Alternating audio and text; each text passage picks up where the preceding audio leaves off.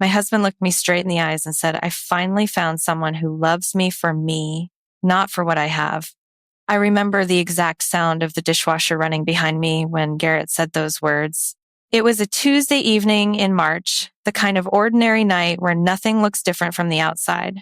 Have you ever carried someone through their darkest financial years only for them to call you materialistic the moment they felt comfortable? He turned on his heel, designer leather overnight bag in hand, and walked out the front door. The heavy oak clicked shut, echoing through the foyer. He expected me to shatter. He expected my knees to buckle, for me to slide down the kitchen island weeping, begging him to stay. I rubbed my eyes, trying to summon regret, but there was only clarity. Anger wasn't loud this time. It was clinical. This wasn't a breakdown. It was a balance sheet. The instant his taillights cleared the driveway of my historic Lincoln Park brownstone, I walked directly to my dual monitor home workstation. I sat in my ergonomic chair, booted up the system, and initiated a total financial lockdown. First, I dialed my chief operating assistant, Jordan Reed. It was late, but Jordan answered on the second ring. I instructed him to immediately revoke Garrett's authorized user status on all my Platinum corporate credit lines. Next, I logged into our fleet management portal and froze the corporate lease on the luxury truck Garrett drove. He liked to pretend it was a marker of his own success as a contractor, but my architectural firm's accounts paid the bill every month.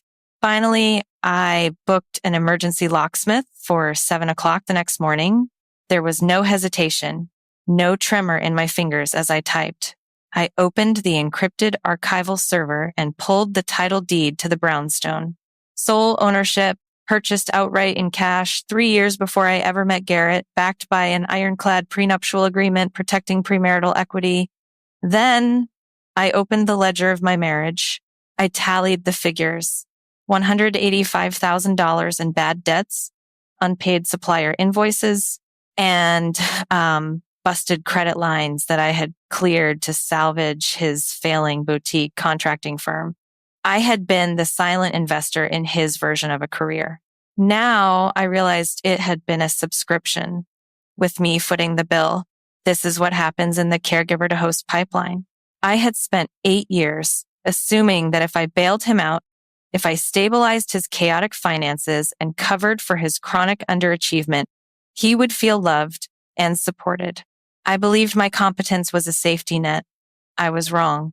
When you continually bail out an insecure partner under the banner of unconditional support, they do not feel gratitude. They feel a deep, toxic emasculation. To protect their fragile ego, they must rewrite history. They rebrand your life-saving competence as cold materialism. They seek out someone simple, someone who allows them to cosplay as the superior provider without ever demanding to see the receipts. Garrett wasn't leaving to find pure love. He was escaping the mirror of his own mediocrity. He wanted an unearned promotion where his inadequacies wouldn't be constantly exposed by my success. As the digital locks clicked into place and the account access vanished, I felt a profound sense of peace. Starting tonight, he was going to experience exactly what his life cost on the open market, completely unsubsidized by my labor. I closed the ledger and shut down the monitors. The house was entirely silent, and for the first time in 8 years, it felt entirely clean. The audacity arrived 48 hours later in the form of a heavily bonded, watermarked envelope. It was a formal legal demand from Garrett's high-priced attorney sent directly to my firm's headquarters. I sat at my drafting table and read the contents with detached fascination. Garrett was demanding temporary spousal support and claiming an equitable interest in my premarital brownstone. The justification laid out in the letter was a masterpiece of fiction. He formally claimed that his career as a luxury contractor had been deliberately sacrificed to support the rapid expansion of my architectural firm. I read the paragraph twice. He was attempting to transform his financial incompetence and sheer laziness into an act of noble martyrdom. Less than an hour after the letter arrived, my private line rang. It was Garrett. His usual smooth, performative calm was gone. replaced by frantic, sputtering rage. He was calling from the lobby of a high-end luxury resort where he had attempted to check in with Savannah. The concierge had just declined his primary platinum card, and the corporate backup card under my firm was also frozen. "What kind of vindictive game are you playing?" he shouted through the receiver, the panic clear in his voice. "You cut off my access. You canceled my truck. You're punishing my freedom just because you're obsessed with money and control." I listened to his tirade, measuring the complete lack of accountability. "This isn't revenge, Garrett," I replied, my voice perfectly level. "It is accounting. You opted out of our partnership. That means you opted out of the funding." He breathed heavily into the phone, attempting to regain his footing, pivoting to his favorite tactic, gaslighting. "You're making this impossible, Kendra. Savannah and I just want peace. We need stability right now." In fact, I was going to suggest something that would make this transition easier for everyone. I remained silent, letting him dig the hole deeper. "You should look into renting a condo downtown," he continued, his arrogance returning. "It makes more sense for you. Savannah and I can use the brownstone to build a fresh start. It will keep things stable while we finalize the divorce." I sat perfectly still. He did not say our home. He did not say the house we shared. He said, "Use the brownstone." He viewed my historic multi-million-dollar property, the property I purchased entirely on my own, as a convenient resource for his new life. "You want me to move out of my premarital property so you can move your mistress into my home?" I clarified, making sure the absolute absurdity of his demand hung in the air between us. "Don't be difficult, Kendra. It is just a house," he shot back. "I am not being difficult," I said coldly. "I am being definitive. The person you married, the one who fixed your problems, is gone. You will not see another dime." I ended the call and blocked his number. He had fundamentally misunderstood the power dynamic of our entire relationship. He believed my financial support was a permanent entitlement, a structural pillar of the universe he could simply take for granted. He was about to learn that my generosity was a revocable contract, and he had just breached the core terms in the most spectacular way possible. I immediately retained Vanessa Sterling, an elite matrimonial and corporate litigator who specialized in high net worth asset protection. Vanessa did not deal in emotions. She dealt in forensic destruction. Operating from my dining room table, Jordan executed a comprehensive digital audit across all company-issued devices, shared project drives, and integrated corporate email accounts that Garrett foolishly continued to use for his personal schemes. We did not need to guess what he was planning. He had left a trail of digital breadcrumbs a mile wide. Jordan printed a stack of communication records and laid them flat on the reclaimed wood surface. "You need to see the reality of his simple woman," Jordan said, sliding the transcripts toward me. I reviewed the messages between Garrett and Savannah. Savannah curated a massive social media persona as a spiritual minimalist, a boutique yoga instructor who constantly preached about rejecting modern capitalism and living on love and light alone. Garrett had weaponized her supposed purity against me, claiming she loved him for his soul while I only cared about profit margins. The audit told a completely different story. Savannah's wellness studio was buckling under 6 figures of commercial debt. She was facing imminent eviction from her high-end lifestyle space. Her private messages to Garrett were not filled with spiritual affirmations. They were tactical real estate negotiations. She was actively pushing him to secure my premarital brownstone, complaining about her cramped apartment, and insisting that true healing required a historic property. This is the great myth of the anti-materialist mistress. These performative minimalists weaponize the aesthetics of simplicity to mask a deeply predatory opportunism. They claim they do not care about money, but what they truly mean is that they do not want to earn it themselves. They target weak, insecure men who have access to an established partner's wealth, flattering the man's ego by pretending he is a powerful provider. Savannah allowed Garrett to play the wealthy savior, shielding him from the reality that he was simply transferring my capital into her failing business. It is a parasitic symbiosis.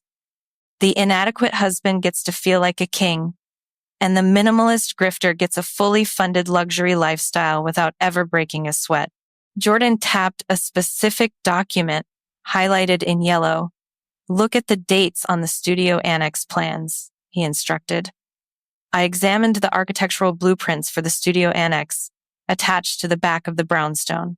Garrett and Savannah had exchanged a drafted conditional sublease agreement. Savannah was planning to move her bankrupt wellness center into my architectural annex the moment Garrett successfully pushed me out of the main house. They had meticulously calculated the square footage, oblivious to the fact that they were scheming over an asset they had absolutely zero legal claim to. The sheer entitlement was almost breathtaking. They believed they could simply inherit my life's work by casting me as the villain in their romantic comedy. I slid the evidence into a sleek leather portfolio. It was time to introduce Garrett and his minimalist muse to the devastating reality of my boundaries. The doorbell rang late on a Thursday afternoon. I checked the security monitor and saw Patricia Vance, Garrett's 68-year-old mother, standing on the stoop.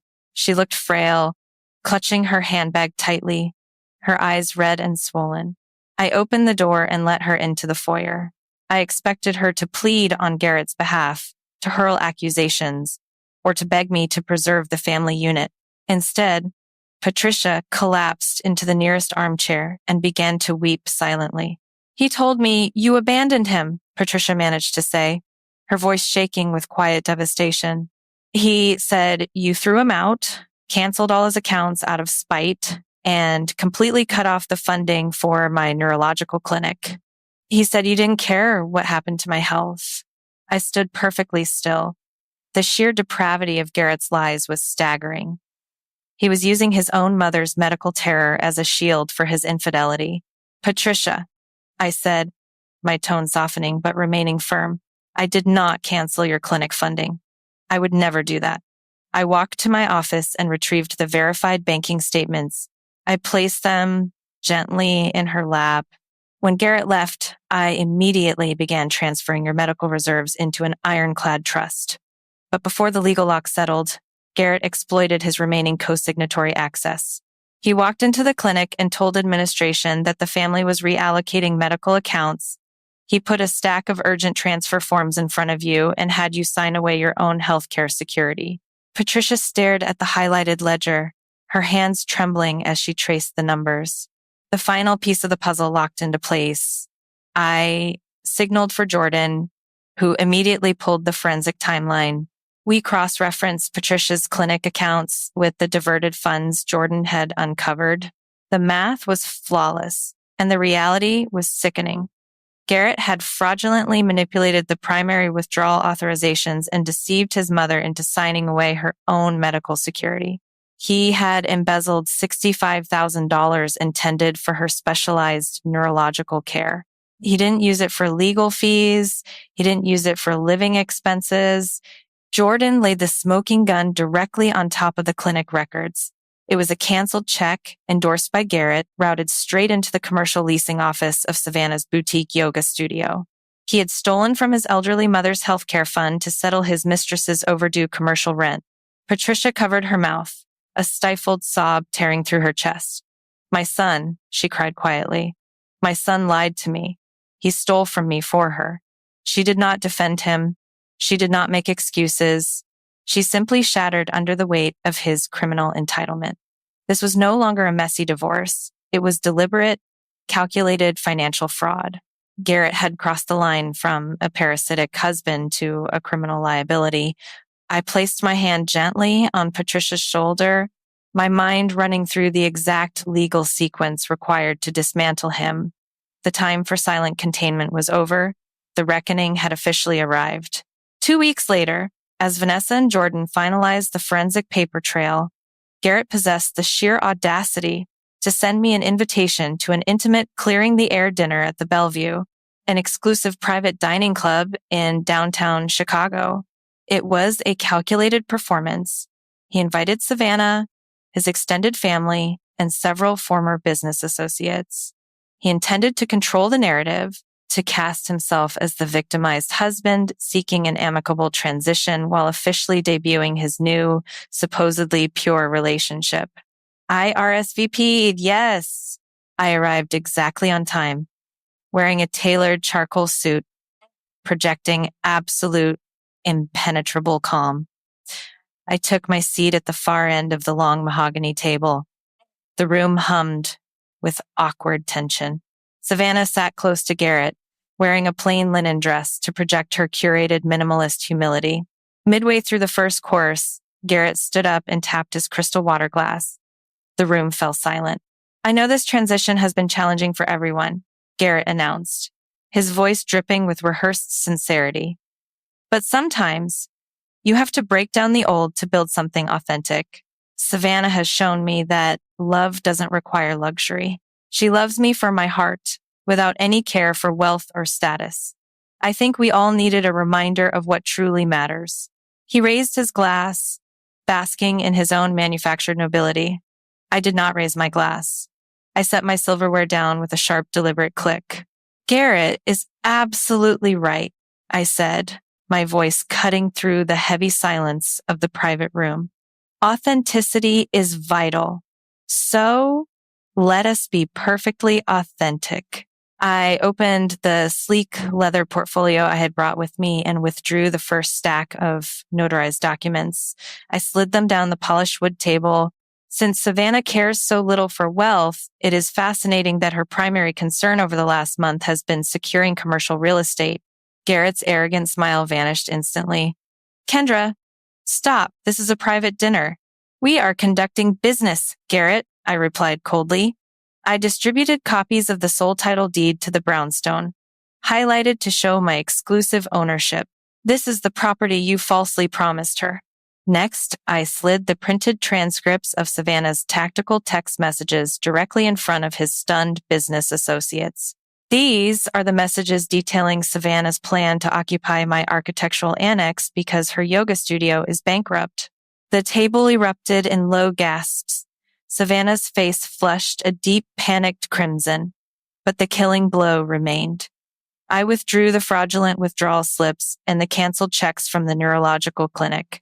And this, I said, my voice dropping to a lethal, icy register, is the proof that Garrett embezzled $65,000 from his own mother's medical care fund to pay for Savannah's commercial lease. Patricia stood up, her chair scraping violently against the floorboards. She looked down at her son with absolute revulsion. You are no son of mine, she stated, her voice echoing off the walls. Savannah, realizing her grift was entirely exposed and the funds were gone, grabbed her purse and fled the dining room without a single word in Garrett's defense. Garrett sank into his chair, stripped of his credit, his mistress, and his facade, completely dismantled by the unassailable truth. The fallout was swift, absolute, and entirely transactional. Savannah severed all ties with Garrett the moment she realized his access to my capital was permanently terminated.